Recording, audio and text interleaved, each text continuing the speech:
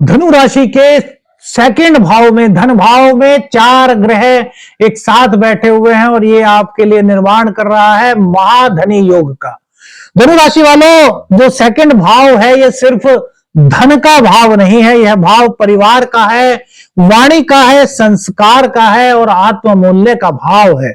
जब 4 ग्रह एक साथ इस भाव में आकर के जुड़ते हैं तो इसका अर्थ यह नहीं कि हर बात बाहर दिखेगी, बल्कि इसका अर्थ यह भी है कि बहुत कुछ आपके शब्दों से तय हो सकता है।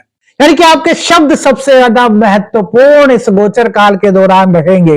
अब क्या कहते हैं, कैसे कहते हैं और कब चुप रहते हैं, ये सबसे बड़ा निर्णायक बनने वाला है, क्योंकि यहां आपका लाभ भी जुड़ा हुआ है और यहीं पर आपकी कीमत भी जुड़ी हुई है मेरे मित्रों।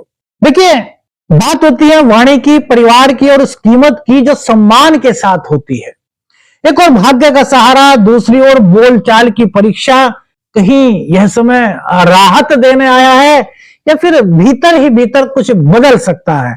आज का राशिफल यह नहीं कहेगा कि क्या तय है, बल्कि यह बताएगा कि कहां पर सावधानी जरूरी है और कहां पर धनु राशि के लिए अवसर छिपे हो सकते हैं। चारों ग्रहों की दृष्टि अष्टम भाव पर पड़ रही है। अष्टम भाव अचानक बदलाव, गुप्त बातें और भीतर चल रही प्रतिक्रियाएं, इसलिए समय बाहर से जितना स्थिर दिखे अंदर से उतना ही सक्रिय हो सकता है। मंगल धनु राशि के लिए पंचम और द्वादश भाव के स्वामी होते हैं, जो कि सेकंड हाउस में गोचर कर रहे हैं। तो क्या खर्च बढ़ेंगे या फिर धन के आगमन के संकेत हैं, या फिर प्रेम संबंधों में मजबूती आएगी या फिर परीक्षा हो सकती है। देखिए, यह योग जोश देता है, पराक्रम देता है, साथ ही साथ खर्च और भावनात्मक प्रतिक्रिया को भी बढ़ाता है। प्रेम संबंधों में अब कर्म नहीं शब्द निर्णायक होंगे मेरे मित्रों। क्यों कह रहे हैं? क्योंकि मंगल का संबंध उच्च राशि में सेकंड हाउस से बन गया है और मंगल आपके पंचम भाव के स्वामी है। तो यहां पर कितना प्रेम है इस समय, इतना से आप बहुत ज्यादा एक दूसरे से प्रेम करते हैं। आप एक दूसरे के साथ में वैवाहिक बंधन में बंधने का मन ही मन अपना एक सपना संजो चुके हैं। तो ये समय क्या कह रहा है? यह समय कह रहा है कि यहां पर आपके शब्द आपके लिए बहुत महत्वपूर्ण हो सकते हैं। तो जो भी आप अपने प्रेमी से, प्रेमिका से बात करें, वहां पर शब्दों की महत्वता का बहुत ज्यादा ध्यान रखें, क्योंकि आपके द्वारा बोले गए कुछ शब्द जहां आपके शादी के स्वप्न को साकार कर सकते हैं, वहीं यदि आपके मुख से कुछ गलत शब्द निकल जाते हैं, कुछ कटु शब्द निकल जाते हैं, तो ये आपके प्रेम संबंध में उलझन भी ला सकते हैं। इसलिए क्या करना है? इसलिए आपको कटुता का नहीं, मृदुता का सहारा लेना है। खर्च आपका बढ़ सकता है, लेकिन ये खर्च कहां पर बढ़ेगा? ये खर्च आपकी शिक्षा पर बढ़ सकता है, ये खर्च आपके घर पर बढ़ सकता है, ये खर्च आपके नैतिक मूल्यों पर, यानी कि परिवार की जो परंपरावादी हमारी नीतियां होती हैं, जो हमारे परिवार की एक परंपराएं होती हैं, उनको निभाने पर कुछ खर्च हो सकता है। और यह खर्च फिजूल खर्च नहीं, बल्कि ये हमारे आत्मसम्मान से जुड़ा हुआ खर्च होगा। यह खर्च हमारे पारिवारिक दायित्वों से जुड़ा हुआ खर्च होगा। और खर्च के साथ साथ चूंकि शुक्र देव भी यहां पर विराजमान है, तो मां लक्ष्मी की कृपा के संकेत भी यहां पर दिखाई दे रहे हैं। देखिए, आपके शब्द आपके रिश्ते को बहुत मजबूत कर सकते हैं, लेकिन वही बात अगर गलत लहजे में की जाए तो दूरी भी बन सकती है। तो हमें दूरी नहीं बनानी, हमें रिश्तों को और मजबूत करना है। संतान और शिक्षा, ये दो महत्वपूर्ण विषय हैं। संतान और शिक्षा, अगर यहां पर किसी प्रकार का कोई कंफ्यूजन था, तो इस गोचर काल के दौरान वह कंफ्यूजन आपका दूर होता जा रहा है। जहां पर भी संवाद को मीठे शब्दों में आप बयां करेंगे, वहीं पर जो उलझन थी वो समाधान के रास्ते को प्राप्त कर लेगी। 6 फरवरी तक का यह गोचर है। देखिए, 2 तारीख को जो शुक्र देव है वो अगली राशि में चले जाएंगे, लेकिन 3 ग्रह फिर भी 6 फरवरी तक आपके सेकंड हाउस में विराजमान रहेंगे, जो कि आपके जीवन का एक महत्वपूर्ण समय हो सकता है। अब देखिए, सूर्यदेव की बात करते हैं। सूर्यदेव आपके भाग्य भाव के स्वामी हैं। सूर्यदेव धनु राशि के लिए बहुत महत्वपूर्ण ग्रह हैं, क्योंकि पूरा भाग्य इन्हीं पर टिका हुआ है, क्योंकि भाग्य के लॉर्ड हैं। और सूर्य काहे के परिचायक है? सूर्यदेव परिचायक हैं आत्मविश्वास के। सूर्यदेव सरकारी नौकरी के परिचायक हैं। सूर्यदेव आपके पिता के परिचायक हैं, सूर्यदेव आपके तेज के, आपके मान सम्मान के परिचायक है। उनका सेकंड भाव में बैठना यह आपके लिए विशेष संकेत लेकर के आया है। भाग्य को धन और परिवार से सूर्यदेव सेकंड हाउस में बैठ करके जोड़ रहे हैं। यह संकेत देता है कि बिना ज्यादा संघर्ष के आपको बहुत अच्छे मौके मिल सकते हैं, आपके बिजनेस में, आपके करियर में, आपके मित्र, आपका नेटवर्किंग जो क्राइटेरिया है वो आपके लिए बहुत अच्छा सिद्ध इस दौरान हो सकता है। लेकिन जहां सूर्य होते हैं वहां पर कभी कभी यह बात भी मन में आ जाती है कि यार जो जानता हूं मैं ही जानता हूं, जो हूं वो मैं हूं, यानी कि अहंकार का भाव। तो इसलिए यहां पर आपको ये कह रहे हैं कि भैया अहंकार से बचिए, क्योंकि मंगल देव भी वहीं विराजमान है। मंगल देव भी अग्नि तत्व के हो गए और सूर्य देव भी अग्नि तत्व के हो गए। दो अग्नि तत्व के ग्रह सेकंड हाउस में मिल गए। तो तभी तो हमने कहा कि शब्दों में जो है बहुत चयन जरूरी है, शब्दों में मृदु भाषा बहुत जरूरी है, शब्दों में अहंकार नहीं, शब्दों में नरमी बहुत जरूरी है। अगर ये है तो यहां पर भाग्य के सपोर्ट के संकेत जहां आपके लिए मिल रहे हैं, वहीं सरकारी नौकरी में भी कुछ आपके लिए पॉजिटिव संकेत आपको मिल सकते हैं। आपका मान सम्मान समाज के अंदर बढ़ने की संभावनाएं हैं।